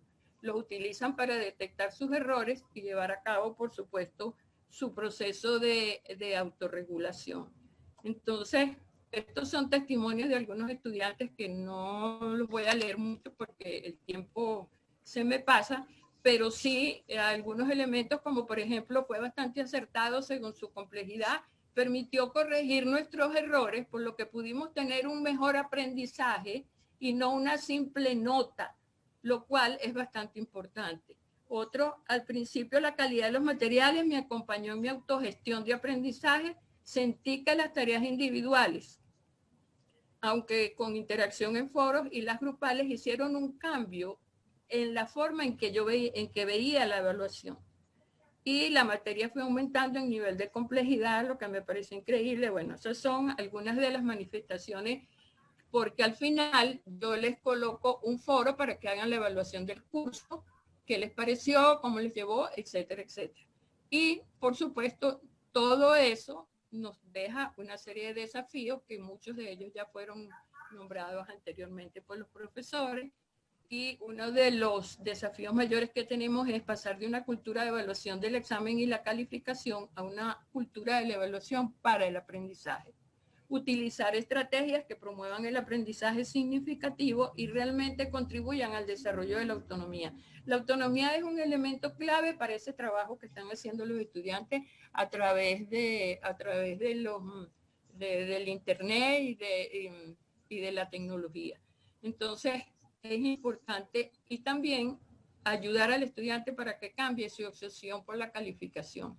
Aquí me pasó algo bien interesante en la corte anterior. Yo no daba la calificación cada 3 trabajos, sino que dada la exigencia que tenía que colocar en secretaría las calificaciones de cada actividad, yo calificaba cada actividad. ¿Qué me pasó? Que cuando los estudiantes llegaron a obtener un nivel de calificación entre 14 y 15 puntos antes de llegar al trabajo final, se retiraron de la materia, ya aprobaron y hicieron el trabajo final, que era un proyecto integrador. Entonces, por eso en este lapso estoy haciendo algo diferente. Y ellos pueden aprender a integrar. Tenemos nosotros que saber integrar nuestra evaluación, la heteroevaluación, la autoevaluación y coevaluación. Evaluar competencias y saberes en contextos utilizando estrategias de evaluación auténtica que los lleven a saber cómo se van a desempeñar dentro de su campo profesional. Otro desafío es revisar los lineamientos institucionales. Nuestros reglamentos tienen una serie de exigencias a los profesores que muchas veces nos dicen, bueno, pero como yo no puedo usar esta otra forma de evaluación, porque ¿dónde le voy a dejar las pruebas? Donde si hay revisión de pruebas tiene que quedar registrado. Bueno, ahorita de esta manera en módulo 7 todo queda registrado y nos da todos los resultados acerca del rendimiento del estudiante, estadísticas, y nos dan todo. Y bueno, otro elemento importante es continuar reuniéndonos en conversatorios como este, formar grupos de estudio, intercambiar reflexiones en conjunto y, bueno, compartir. Aquí dejo algunas de las referencias que he consultado y, bueno, muchísimas gracias por escucharme y yo estoy a la disposición, y mi agradecimiento a todos los que han participado en este momento, en esta actividad. Muchísimas gracias.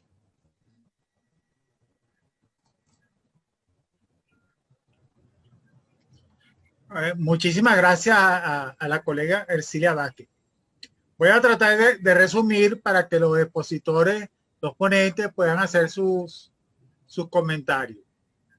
Comenzamos con el académico Luis Medina, que nos habla de que debemos comenzar con la evaluación. Si usted quiere saber qué es lo que van a hacer sus estudiantes para poder aprobar el curso que están iniciando, debe comenzar con la evaluación. Desde luego que la evaluación está relacionada con la planificación, pero en vez de pensar en qué es lo que voy a enseñar, quiero saber qué es lo que ellos van a aprender al final de mi recurso.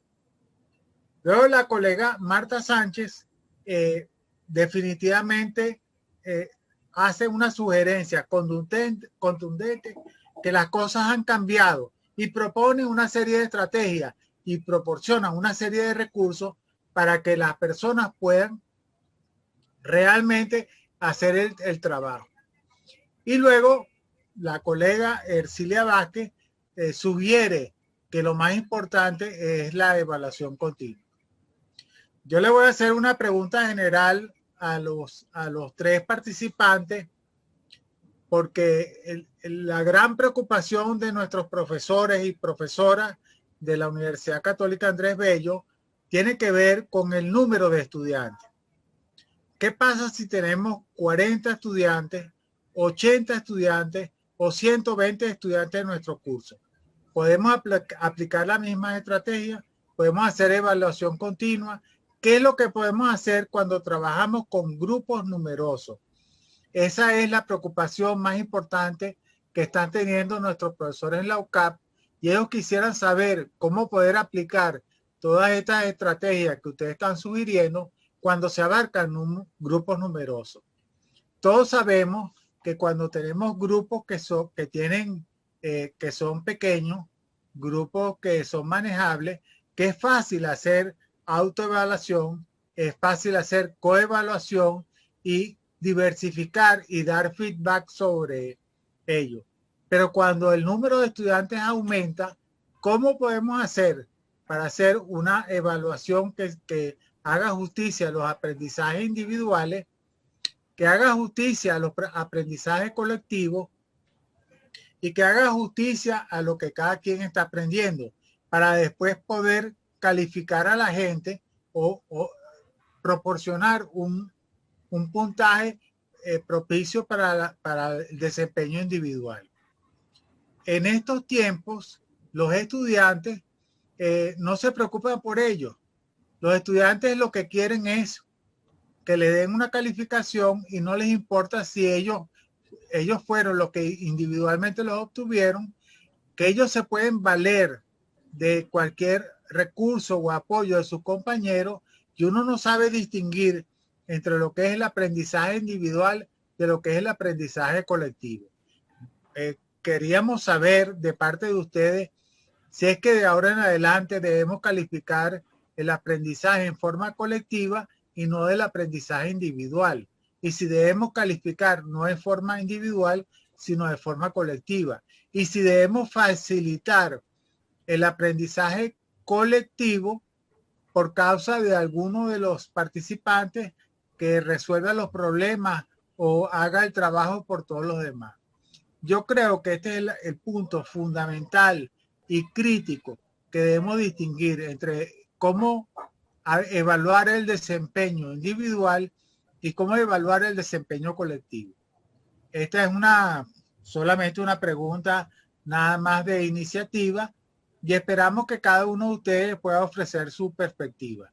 Y yo pediría que el profe Luis Medina iniciara su respuesta, después la profesora Marta Sánchez y después la profesora, nuestra anfitriona, la profesora Ercilia Vázquez. Perfecto. Vale, pues igual además de eso había otras preguntas ahí en el chat como rúbrica de un punto que con mucho gusto les comparto a través del Twitter, @medinagual, recursos de la rúbrica de un punto para que la conozcan. Pero sobre esta primera pregunta que elaboran, lo que pasa es que yo creo que, a ver, algo que me parece que está en el discurso tanto de Marta como de Ercilia, ¿no? Es la idea de que la calificación, el discurso sobre la calificación o el debate sobre la calificación se pasa a segundo o tercer término, ¿no? O sea, lo más importante me parece es la cercanía y la retroalimentación que podamos brindar a los estudiantes. Ya la calificación se da por agregado, digamos, bueno, obviamente no, pero O sea, lo que quiero compartir con ustedes es que la parte de la retroalimentación es medular. Y eso, aparentemente, hace esta paradoja de, bueno, si yo tengo 80 alumnos, que yo tengo 120, ¿no? Les comento. Si yo tengo 80 alumnos, pues ¿cómo los voy a retroalimentar? Esto se impide, ¿no? A menos de que sea burbujitas, o sea, fusión múltiple, ¿cómo los voy a retroalimentar? Pues eso de las burbujitas y de taches y cruces es una retroalimentación, ¿no? Eso nada más es calificación, es una nota. Entonces, sí me gustaría compartir con ustedes que precisamente es en los grupos más numerosos, más grandes, donde la parte de la auto y la coevaluación se vuelve el punto nodal de todo. Se vuelve el punto nodal, pero es que lo importante ahí es, si nosotros no modelamos ese proceso de coevaluación y de autoevaluación, si no exigimos calidad en el proceso de evaluación y de coevaluación, de nada va a servir todo eso. Un profesor, yo no puedo retroalimentar 120 trabajos de 120 estudiantes todo el tiempo, es imposible. Entonces, tengo que echar mano forzosamente del apoyo del mismo estudiante y de los demás estudiantes para poder brindar retroalimentación valiosa. Entonces, una práctica, por ejemplo, que hago es modelar la coevaluación. Algunos ejemplos de evaluaciones que yo he hecho con base en los criterios, les pido que ellos los enuncien y a partir de eso ellos hacen ejemplos de coevaluación. Y también algo muy interesante, por ejemplo, es que les pido, y digo, no les comenten, ¿no? No les comenten porque eso es un poco trampa, ¿no? Pero en realidad yo lo que les digo es, hagan la coevaluación, ¿no? Revisen los trabajos de sus compañeros. Quiero que cada trabajo tenga al menos, por ejemplo, 3 ejercicios de retroalimentación cualitativa. Y un cuarto alumno lo que hace es asigna la rúbrica, la llena, con base en esa retroalimentación cualitativa y lo que ella también le ponga. Yo, el trabajo que hago en realidad simplemente es agarrar esos trabajos y con esos trabajos valido el proceso de retroalimentación que tuvieron los estudiantes. Pero en realidad yo ya no hago el proceso de calificación y de retroalimentación, lo valido. Entonces, sí me gustaría compartirles que la parte de la coevaluación y la retroalimentación, la autoevaluación, es crítica, entre más grandes sean sus grupos, ¿no? Si no, lo único que vamos a acabar es poniendo palomitas y taches, o no sé cómo se diga el argot en Venezuela, ¿no? Pero, o sea, puros tis o tas, ¿no? Entonces, de verdad, yo les diría que es más bien al contrario. Entre más grande el grupo, más tenemos que echar mano de esas alternativas. Muy bien, si quieren, yo comienzo. Yo creo que un tema muy importante, es algo que nos cuesta mucho trabajo, es dejar el control. Esta sensación de que yo no controlo lo que mis alumnos están aprendiendo. Y es una sensación de que no, pero ¿cómo los voy a dejar así? ¿Cómo no voy a dar una nota? ¿Cómo no voy a...? O sea, creo que ese es un tema que tiene que haber un cambio en nosotros como docentes. Es decir, hay que involucrar a los estudiantes en este proceso formativo. Hay que darles el beneficio de la duda, porque si ellos se sienten parte de, es muy potente la forma en que pueden trabajar. Lo que dice Luis es sumamente cierto. Yo lo que he hecho muchas veces en la coevaluación, también cuando tengo muchísimos alumnos, pues sí, hago un modelaje muy claro de qué es lo que esperaría que pasara en este proceso de coevaluación, lo dialogo mucho con los estudiantes y después ellos son verdaderamente una gran ayuda tanto para ellos mismos, porque al hacer el proceso de evaluación de otros, es un proceso de aprendizaje para ellos, muy potente, porque se dan cuenta de que sí, que no, y a su vez ven sus propias producciones con este proceso. Entonces, yo creo que un tema muy, muy importante es, dejemos un poquito esta sensación de que ellos no lo van a poder hacer o que van a querer, digamos, ayudar a los alumnos, porque algo que yo uso mucho es que no lo utilizo solamente para asignar una nota, sino en el proceso mismo.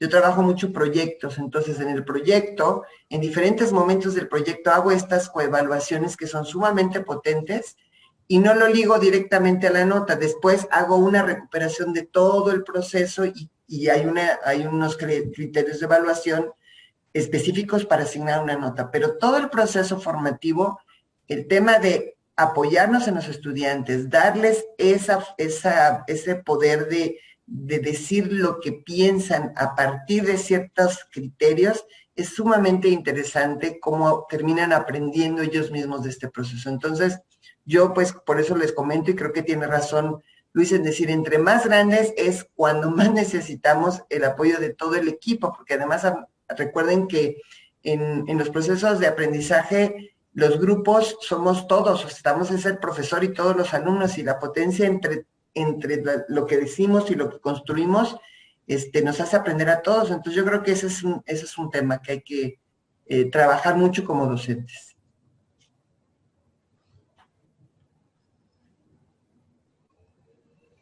Bueno, realmente yo comparto la opinión tanto de Luis como de Marta, porque realmente yo tengo 56 estudiantes, y ese proceso de autoevaluación y coevaluación ha sido bastante positivo. En las clases anteriores tuve 46, y de hecho los estudiantes aprenden a evaluarse, aprenden a autoevaluarse, y además llegan a tener como una mejor relación entre sus compañeros, como que están como más compenetrados en lograr el objetivo del trabajo que se les ha propuesto.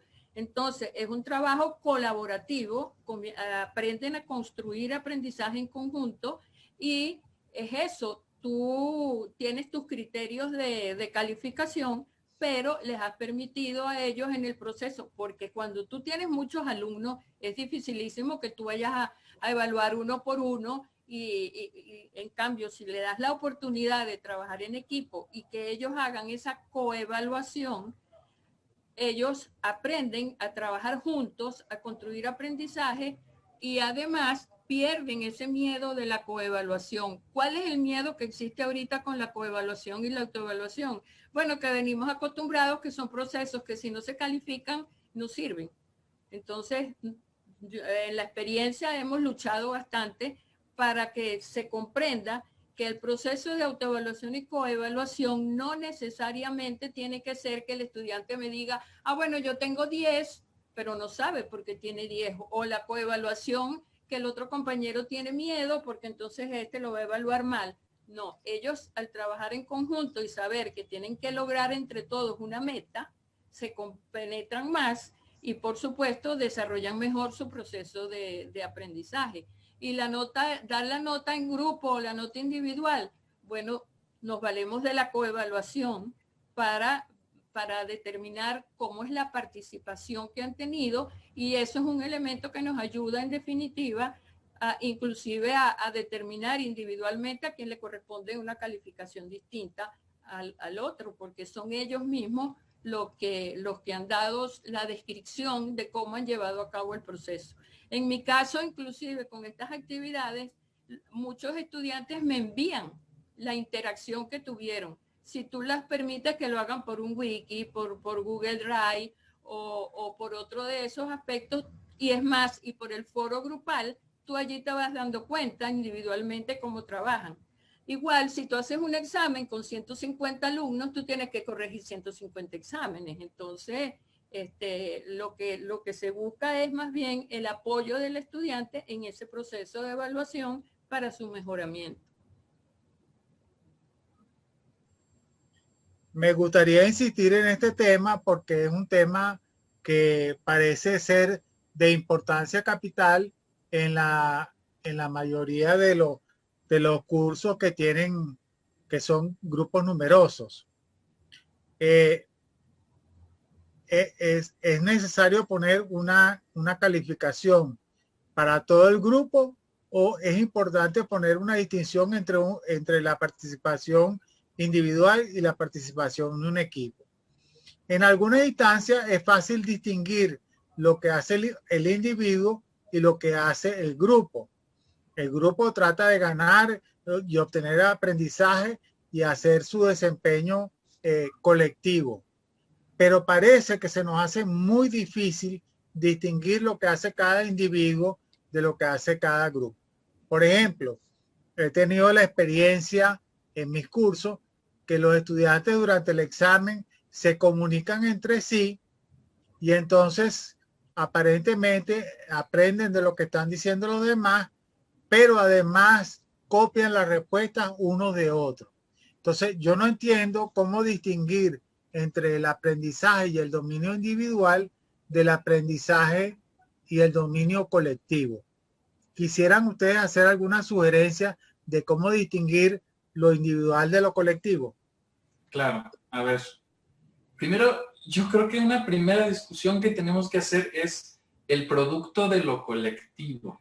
A ver, si lo colectivo es junta cada quien su producto y así tenemos un producto final, pues en realidad no tiene sentido un trabajo en equipo, ¿no? O sea, yo creo que lo colaborativo, la esencia de lo colaborativo es generar algo, igual piensen ustedes que en la multidisciplina o la interdisciplina, es generar algo que de otra manera, de manera individual, no podría realizarse. De tal suerte que si pensamos eso, entonces, una primera cosa que tendríamos que discutir es sobre la pertinencia del trabajo en equipo, ¿no? O sea, y eso también refiere a la pertinencia de la consigna didáctica que se haga. Si una consigna didáctica favorece el plagio, favorece el trabajo así individual, que después pongamos todos en común, perdón, pero es una consigna didáctica débil. Es una consigna didáctica que no tiene sentido, o sea, que literalmente, o sea, es como un tipo copy-paste. Entonces, lo primero que sí me gustaría distinguir es eso, ¿no? O sea, que si un trabajo verdaderamente es colaborativo, el producto es producto de todo el trabajo de todos los estudiantes. Entonces, sí hay veces que no solamente el producto es necesario evaluar. Entonces, no me gusta hacer nunca afirmaciones. En pedagogía no hay leyes, ¿no? Entonces, no me gusta nunca hacer afirmaciones categóricas. Entonces, hay veces que los productos colaborativos, que no se pueden hacer más que por el trabajo de todos los estudiantes, requieren una nota grupal y una nota individual, por ejemplo.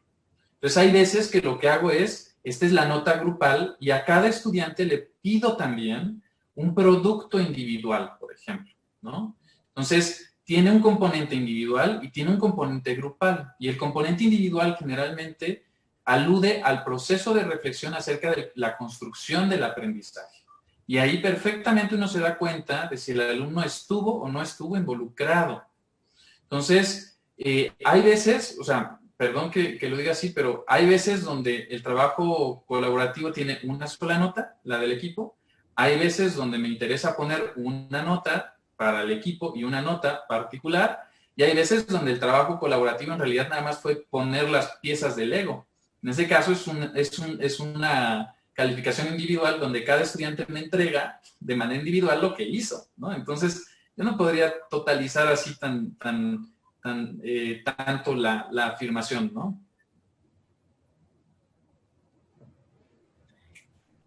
Sí, bueno, les comento, yo estoy de acuerdo mucho con lo que dice Luis, o sea, el tema de los trabajos colaborativos siempre ha sido también un asunto que podríamos incluso tener una sesión entera para hablar del tema del trabajo colaborativo, pero yo, dando un poco respuesta a lo que se plantea, yo creo que hay que priorizar, yo decía hace rato, una estrategia importante es priorizar qué es lo que estamos queriendo evaluar, porque a veces dejamos tantas cosas, tantas producciones de los alumnos, que nos perdemos en esa cantidad.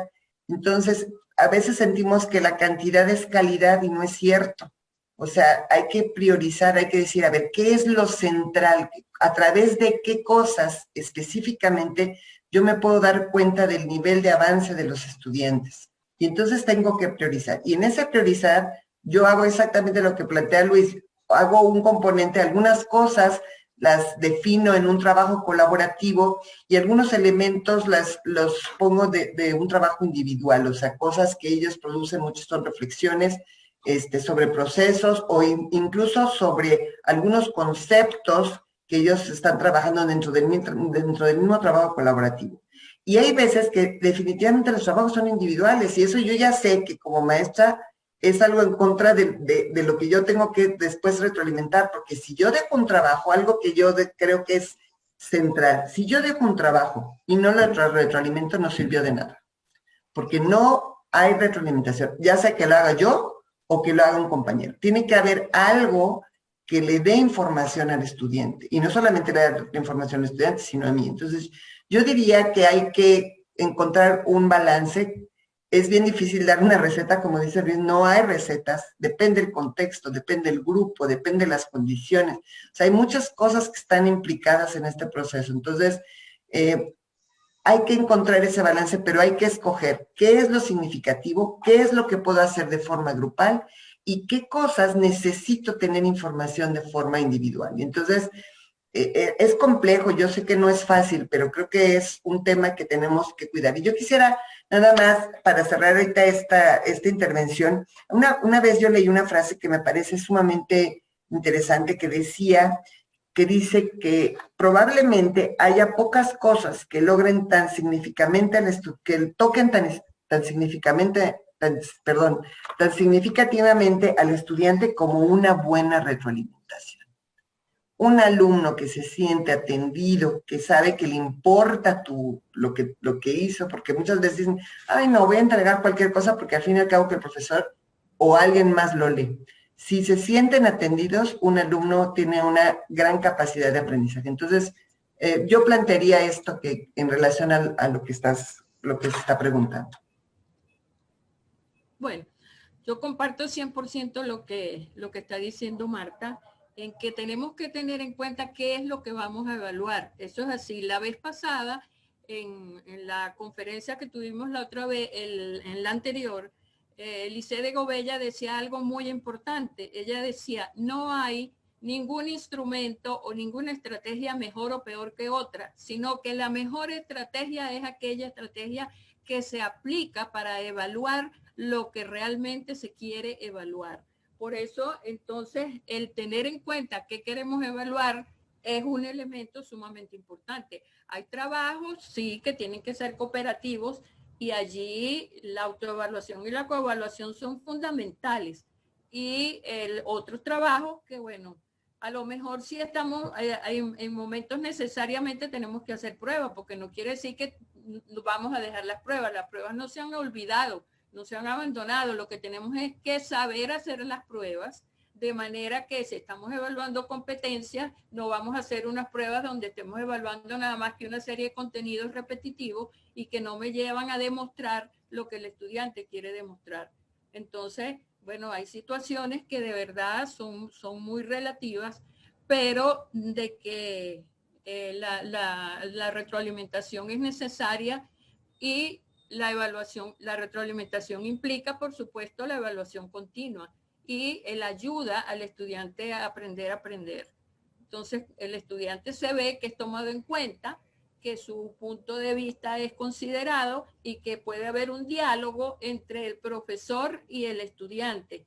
Nosotros en las sesiones sincrónicas, por ejemplo, discutimos el trabajo que han hecho anteriormente, el trabajo que hacen en grupo. El hecho de yo, por ejemplo, selecciono un grupo al azar. Bueno, vamos a ver cómo trabajaste, o selecciono algunos estudiantes con unas preguntas al azar y ahí vamos buscando una demostración de qué he hecho, cómo he participado. Y otras veces ellos mismos te mandan toda la interacción que han tenido a través de cualquiera de los medios, porque nada mejor que por estos medios donde tenemos la posibilidad inclusive de hacer un foro grupal donde ellos están participando, están trabajando, y el docente se da cuenta de cómo ellos están compartiendo.